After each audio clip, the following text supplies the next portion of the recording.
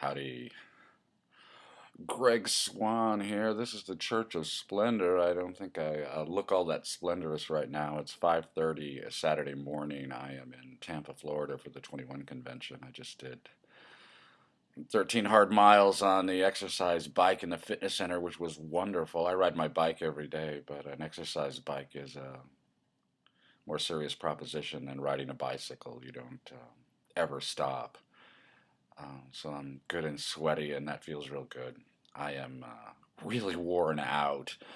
We've only been through one day of the convention so far, and Anthony Johnson of the 21 convention has managed to wear me out. I can't imagine what I'm going to be like by Sunday evening when I finally get to make my presentation. You can tell from my voice. This is not tiredness in my voice. This is my voice being worn out from talking too much. And for me to say the words talking too much is pretty much of a miracle anyway. The first day of the show was very good. There were excellent presentations all day long. Quite a few of them dealt with dating and relationships, which is one of the key focuses of the 21 convention, and practically speaking, the thing that I'm least interested in. I am very much interested in romantic relationships and love and marriage, but dating seems like the opposite of love and marriage to me. I have never dated in my life. I've never been on a date. I anticipate going to my grave without ever having dated. And so the expertise that I might bring to bear on the subject is hugely limited. And yet, part of my presentation on Sunday will concern the disc of love and sales. If you've watched the Church of Splendor these past months, I've talked about disc quite a bit, and I'm not going to elaborate on it now. If you don't know what I'm talking about, go to Wikipedia and search for disc assessment, DISC assessment, and you will get a good rundown on what disc is. My book, Nine Empathies, takes disc and rehabilitates it from the point of view of empathy strategies, and using that basis for understanding disc, thinking in terms of mammalian versus reptilian empathy strategies, I was able to reinterpret disc in such a way that I'm able to infer a great host of behaviors that fall out naturally from those empathy strategies.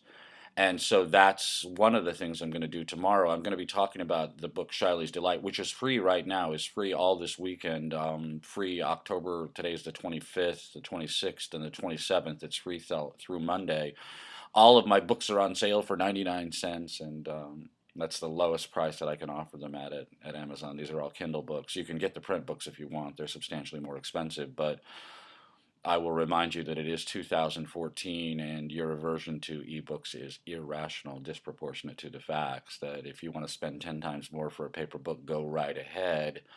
But if you want to get my books for 99 cents, or if you want to get Shiley's Delight for free this weekend, you should jump on it, because I want to deliver value. And I don't really even want to deliver value in terms of financial or pecuniary considerations. I want to deliver value, intellectual value, and especially value in terms of values. I want to talk to you about your values and how to do a better job of honoring them, serving them, achieving them, cherishing them, worshiping them.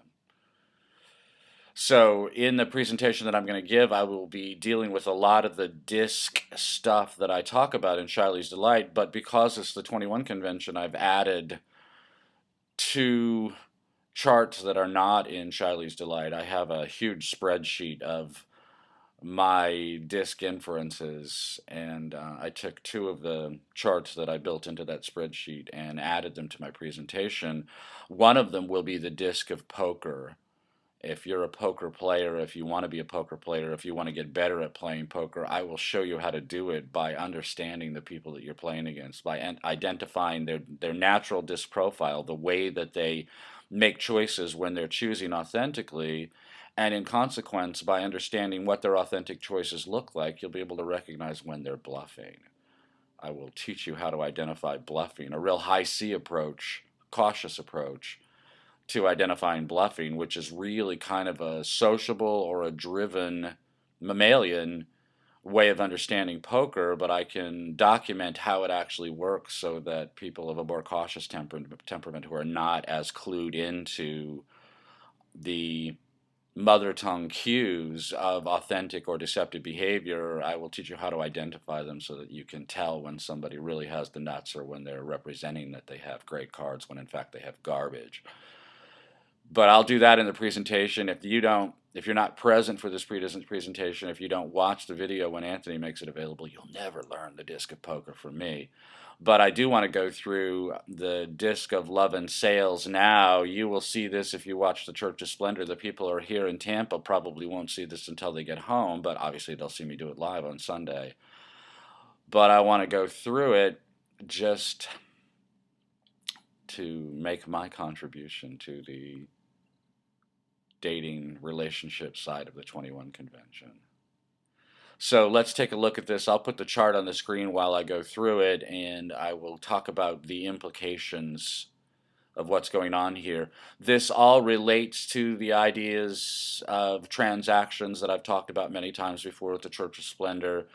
A transaction is an interaction among people, an interaction, a value pursuit among people. Every transaction involves a seller and a buyer, and typically transactions ping pong back and forth. So while I'm the seller, you're the buyer. While you're the seller, I'm the buyer.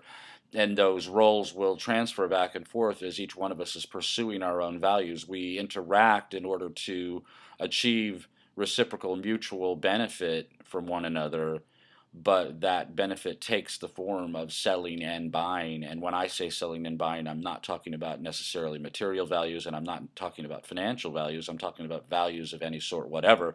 So ordinarily, the value that you're pursuing from another person is simply pleasure, is goodwill, is the benefit of reaping the joy of that person's company.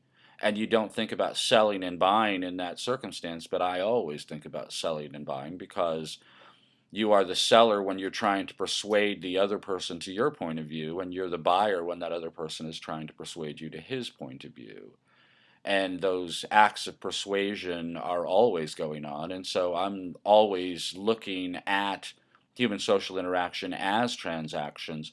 When you are considering the disc of love and sales, what you are thinking about is you trying to make the sale, and therefore you are the seller. You are the person who is trying to persuade that other person to do what you want done. So if you look at the chart, you will see that the first column deals with the salesman's hurdle. We have the 4 disc personality types over there in the left column in bold. If you are a salesman and you're trying to sell to a driven person, the hurdle that you have to leap is time efficiency. If you can't close quickly on a driven personality, that driven personality will escape you and find another salesperson. On the other hand, if you're trying to close on a cautious person, that time efficiency is not important at all. What's important is making sure that they get a good value. They're afraid of making the wrong choice. Incandescents want your attention. This is what incandescents want generally, is they want your attention. And so the status to be realized from having your attention and from making the most impressive selection is the one that's going to matter most to an incandescent. Sociables are looking for that family connection. And so until you establish rapport with a sociable, you're not going to get any farther in the transaction. So forget about love for the moment. Let's just do sales. Let's put us on a car lot. And I am the salesman on that car lot. I'm standing there with my thumbs in my belt loops waiting for somebody to show up, and you drive up and get out of your car and you look around, and I can see the trepidation, I can see the fear, because you know you're putting your head into the lion's mouth. That there are very few circumstances where you can be more at risk of making a serious, consequential, material, financial mistake than on a car lot. You'd have to kind of go to a carnival or maybe a whorehouse to have a greater risk of getting less for your money. And so you're very, very wary. And I come over and I say, hey, what's it gonna take to get you in a Cadillac today? Or something like that. Great day, nice day, beautiful day. What a great day to get out and buy a car. Hey, you look like you're ready to spend some money. Who knows what I say? But what I'm really going to do is I'm going to try to feel you out to figure out your disc profile. And if I see right away that you're driven, that you start asking questions like, how long is this going to take? How quickly can you get me out of here? Um, from the time that I get here until the time I leave, exactly how long is it going to take, and how much paperwork is it going to be, put me through? I know you're driven. If you're looking all around at the cars and your eyes twinkle when you look at the convertibles or when you look at the luxury vehicles, I kind of guess that you're an incandescent. If you ask me about mileage and performance characteristics and safety considerations and things like that, I'm going to guess that you might be cautious. If you're asking me questions about my wife and kids, then I know you're sociable. And having worked that out, I mean, I can really work that out within the first 30 seconds or so, but within the first 2 minutes, the first 5 minutes, I'm going to have a real clear idea of where you fit into the disc profile. And on that basis, I'm going to know how to sell to you. So if you're selling to a driven, get it over with. You're going to close quickly. You look at the time info to close, the second column for a driven wants to know the mission critical details, and he wants to know them in the quickest possible fashion. And so if you start to bore me in particular, I'm very driven. If you start to bore me with all kinds of details and statistics, my eyes are going to glaze over, and it's not going to be very long. If you look at the breakup strategy in the right column, it's not going to be very long before I flee from you, because I do not want to have my time wasted. And if I conclude that you as a salesperson cannot close on me quickly enough, cannot get me what I want and get me off that lot, I'm either going to find the salesman who can, or I'm going to get back in my car and go to another dealership. You can't close on me slowly. You can't close on a cautious person quickly. Unless there's an emergency, you cannot close on a cautious person quickly. And so if you're a driven salesperson and you just want to do boom, boom, boom, boom, boom, you're going to drive that cautious person away, because he will not do business with you. The info strategies for the incandescents and the sociables are both seemingly incoherent. The incandescents want to close slowly, but they want the information to be condensed because they are bored by details, just like the driven. They're bored by details. And yet they want your attention, and therefore they want the process to be slow, so they have your attention for a long, long time. On the other hand, the sociables want the closing process to be fairly quick, and yet they want it to be comprehensive, which seems incoherent, but in reality, they want to appreciate you for having mastered all of this information, and they want to give you a chance to show off what you know. They conclude that it's important to you to be able to show what you know as a salesperson, and so they're willing to encourage you to make a comprehensive presentation, even though they really don't require it. It's funny. It's funny, and the way that this works out is because of these mammalian and reptilian empathetic strategies, and I encourage you to take advantage of 9 empathies while it's 99 cents, because that stuff is discussed in there, why these things work out the way they do. The sociables are mammalian in both their display behaviors and their greeting strategies and their display behaviors, and they're also mammalian in their value pursuits. So a sociable will approach you, will greet you, will respond to you with affection in pursuit of affection. An incandescent will display aggression, will greet and respond with aggression, and yet is pursuing affection. This is kind of an incoherent strategy. One of my notes in my master's spreadsheet is passive aggression is a frustrating mess. It's a weird strategy. Incandescents make great salespeople. They make wonderful salespeople because they're so active and so aggressively pursuing those kind of positive value responses, those kind of affectionate responses. Um, if you look at the column dispossibility, dispossibility is a word that I made up. It is more than impossible. It is something, the thing that I want from other people that they can never give me enough of. And so because I'm a driven, people can never be productive enough for me. The thing that I abhor most in the world is frustration. Frustration means not getting what I want. Other people cannot ever be sufficiently productive for me. Even other driven people cannot be productive enough for me. For a cautious the compliance with the proper order of things. Cautious people have very clear ideas about the way things should be done, and if you deviate from that, it's disturbing to them. And if you deviate too much, it's very disturbing to them. They can't proceed, they can't continue. Other people cannot be sufficiently compliant for cautious personalities. The incandescents cannot ever get enough fascination from other people. They cannot ever get enough attention from other people. And so other people will always disappoint them by looking away, by considering other things, by being aware of other things. The sociables cannot ever get enough commitment from people. And so they're always trying to make relationships deeper. They're always trying to make relationships stronger. And other people will always disappoint them. Even other sociable people will disappoint them in that regard. And all of these things are curable. I mean, to be aware of them is to be aware that it's irrational. It's irrational for me to expect people to be infinitely productive. And obviously, I don't expect my own productivity to run round the clock. I tend to work a lot more than other people, and I get a lot of things done, but nevertheless, I do sleep. And when other people sleep, they really disappoint me. When they have to go home for their kid's birthday, they really disappoint me. The sociables will always go home for their kid's birthday. The drivens will always stay at work for their kid's birthday.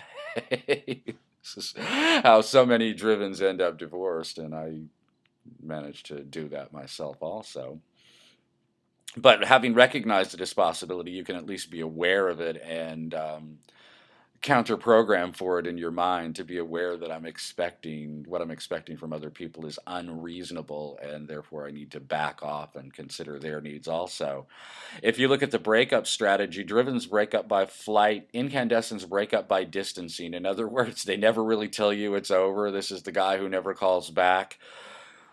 The cautious break up by combat, by rancor, by trying to hold you to the compliance that you're not delivering in sufficient quantity.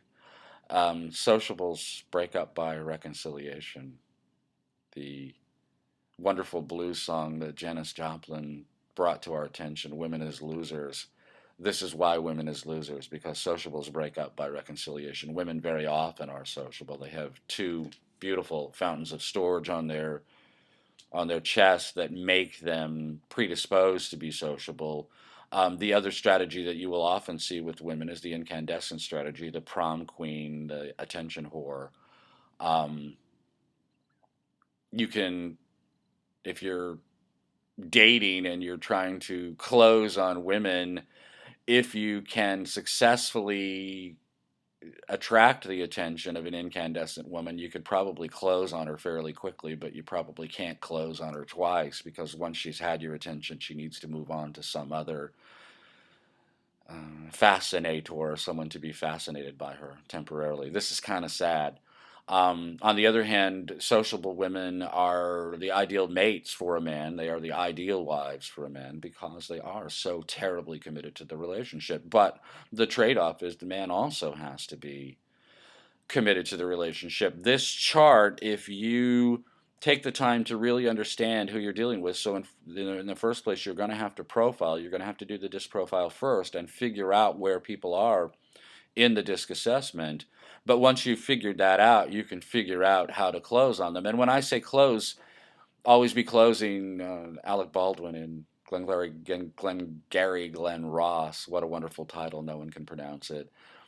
Said always be closing, and that idea of closing makes people afraid anyway, because being closed on means having your options closed off. But in fact, the nature of persuasion is closing. You have to close on people in order for them to have been persuaded, and they're only interacting with you because they want to. They at least want to find out if they want to be persuaded, and if they do want to be persuaded, then they do want to be closed on. And therefore, figuring out how to go about it, how to go about it appropriately with the person that you're dealing with, will be mutually beneficial to both of you. You will be working from the strategy that will be most satisfying to that other person, and therefore you will be most likely to achieve a successful closing. And that's why you need to understand this. You need to understand it yourself too, to understand where you're how you yourself want to be closed on, and how to avoid making mistakes by someone understanding too well how to close on you. I was making jokes with Dr. James Steele yesterday. He gave a wonderful presentation on evolutionary fitness, but before his presentation, I was talking to him and we were talking about our driving strategies, driving the car. I drive very, very fast. I'm the guy who zips in and out of lanes. I'm always looking for my next opportunity to pull in front of another car. I drove from Houston to Phoenix, 1,650 miles in 16 and a half hours. That's 100 miles an hour on average, including pit stops, including stops for gas and to pee and buy food and things like that. God bless Texas. West Texas from San Antonio to El Paso is the speed limit is 100, so I figure I can go 120 anyway. I made real good time in Texas. But even the rest of the trip, I'm very aware of where the cops are going to be, and so I slow down for where they're going to be, and otherwise I drive as quickly as I can. It's very important to me to make time. All that really matters to me when I'm making a choice, because I'm driven, and I'm very driven, I'm very, very, every way you could measure driven, I measure very high on the scale. Um, and because of that, time matters to me more than anything. And Dr. Steele. He's a PhD. He's made it through the rigors of the academic gauntlet, as you might imagine. He is very cautious, a very cautious temperament, a very high C. And he said, "Well, if I need to make time, I can make time. But what's most important to me when I drive is fuel efficiency," which is very funny. Again, my salesman's hurdle is time efficiency. His salesman's hurdle is fear of loss. And so maximizing his fuel is much more important to him than maximizing his time, whereas maximizing my fuel means nothing to me, and maximizing my time means everything. And to understand people this way is not to fit them into little boxes and to declare, like Zodiac, that they must be this and they must be that. No, it's just understanding the base motivations that drive people, the greeting strategies that they will typically use in meeting new people or in dealing with people that they're familiar with or in responding to other people's overtures, and understanding that the values that they're pursuing in making those greeting displays, what values are they pursuing? And so a sociable makes affectionate displays in pursuit of affection, and incandescent makes aggressive displays in pursuit of affection. A driven makes affectionate displays in pursuit of lucre, in pursuit of material values, in pursuit of abundance. A cautious personality makes aggressive displays in pursuit of loss avoidance. And so the driven and the cautious value pursuits are both reptilian, but they're very different. The driven is pursuing opportunities, and the cautious is avoiding risks. In terms of dating strategy for men, being very aware of sociables and incandescence probably matters a lot. If you meet a driven woman, she's not going to listen to your shit at all. You're not going to get anywhere with her. And she might be so dominant that she scares you away. If you meet a cautious personality, you're going to have to really work to quicken that relationship, because you're going to have to demonstrate your value according to a whole series of categories that you may not know about. You may not know how you're being evaluated, how you're being judged, but you're going to have to demonstrate your value every which way. And until you do, nothing is going to move. Nothing's going to get anywhere.